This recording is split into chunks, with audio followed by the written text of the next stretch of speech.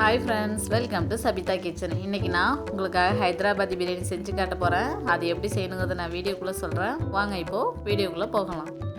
நான் பாத்திரம் சூடானதும் 100 ml ஆயில் சேர்த்துக்கிறேன். ஆயில் சூடானதும் இதுல நான் ஒரு பெரிய வெங்காயம் கட் பண்ணிருக்கேன். அதையும் சேர்த்துக்கலாம். சேர்த்துட்டு நல்லா மிக்ஸ் பண்ணி விட்டுக்கலாம்.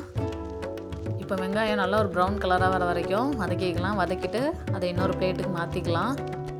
இப்போ நம்ம ஸ்டவ் ஆஃப் பண்ணிட்டு நான் அதிலே 1.5 ஸ்பூன் அளவுக்கு வெங்காயம் வச்சிருக்கேன். அது கூட 1/2 கிலோ சிக்கன் சேர்த்துக்கலாம். சேர்த்துட்டு இதில் 2 டேபிள் ஸ்பூன் இஞ்சி பூண்டு பேஸ்ட்டு, 3 பச்சை மிளகாய், 3 டேபிள் ஸ்பூன் தயிர், 1 table spoon garam masala, 1/2 table spoon மஞ்சள்தூள், 3/4 டேபிள் ஸ்பூன் தனி மிளகாய் தூள், தேவையான அளவு உப்பு, 1 டேபிள் ஸ்பூன் அளவுக்கு லெமன் இதில் பிழிஞ்சு விட்டுக்கலாம். கொஞ்சமாக கொத்தமல்லி இலை, கொஞ்சமாக கருவேப்பிலை, இதை நல்லா மிக்ஸ் பண்ணி விட்டுக்கலாம். மிக்ஸ் பண்ணிவிட்டு இதில் 1/2 டேபிள் ஸ்பூன் ஜீரகம், 1 டேபிள் ஸ்பூன் வதக்கிய வெங்காயம் சேர்த்துட்டு இதையும் நல்லா மிக்ஸ் பண்ணி விட்டுக்கலாம். 1/2 கிலோ சிக்கனுக்கு நான் 1/4 லிட்டர் தண்ணி சேர்த்துக்க போகிறேன். சேர்த்துட்டு இதையும் நல்லா மிக்ஸ் பண்ணிவிட்டு இதை ஒரு மூடி போட்டு 1/2 மணி நேரம் வேக விட்டுக்கலாம். இப்போது 1/2 hour ஆகிடுச்சு. இப்போ இதை ஓப்பன் பண்ணி பார்த்துக்கலாம். பார்த்துட்டு இதை நல்லா மிக்ஸ் பண்ணி விட்டுக்கலாம். சிக்கன் இப்போ கொஞ்சம் நல்லா வெந்திருக்கு. நம்ம எப்போவுமே பிரியாணிக்கு 50% வரைக்கும் ரைஸை பாயில் பண்ணிப்போம். இன்றைக்கி நான் 75% வரைக்கும் ரைஸை பாயில் பண்ணி எடுத்துருக்கேன். அதையும் இது கூட சேர்த்துக்கலாம். ரைஸ் நல்லா பரப்பி விட்டுக்கலாம். பரப்பிட்டு அது மேலே நான் வதக்கி வச்சுருக்க வெங்காயத்தை போட்டுக்கலாம். போட்டுட்டு அது கூட கொஞ்சமாக முந்திரி திராட்சை நெய்யில் வறுத்து அதையும் சேர்த்துக்கலாம்.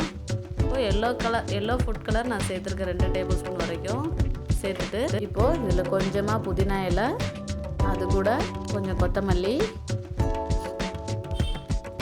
சேர்த்துட்டு இதில் 2 டேபிள் ஸ்பூன் அளவு நெய் சேர்த்துக்கலாம்.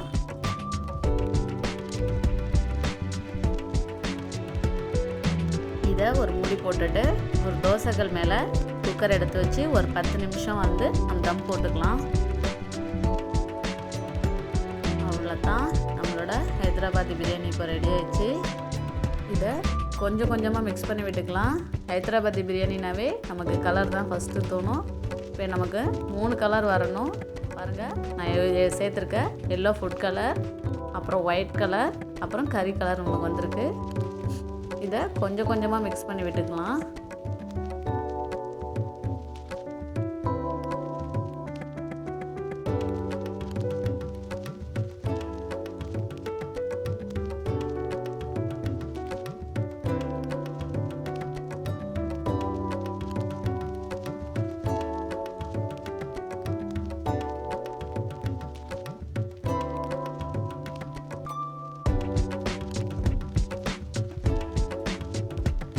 ஓகே ஃப்ரெண்ட், நம்மளோட ஹைதராபாதி பிரியாணி எப்படி ரெடி பண்ணுங்கிறத நீங்கள் வீடியோவில் பார்த்தீங்க. இது பண்ணுறதுக்கு ரொம்ப ஈஸி, சாப்பிட்றதுக்கும் நல்லாயிருக்கும். கண்டிப்பாக நீங்களும் இதை ஒரு தடவை ட்ரை பண்ணி பாருங்கள்.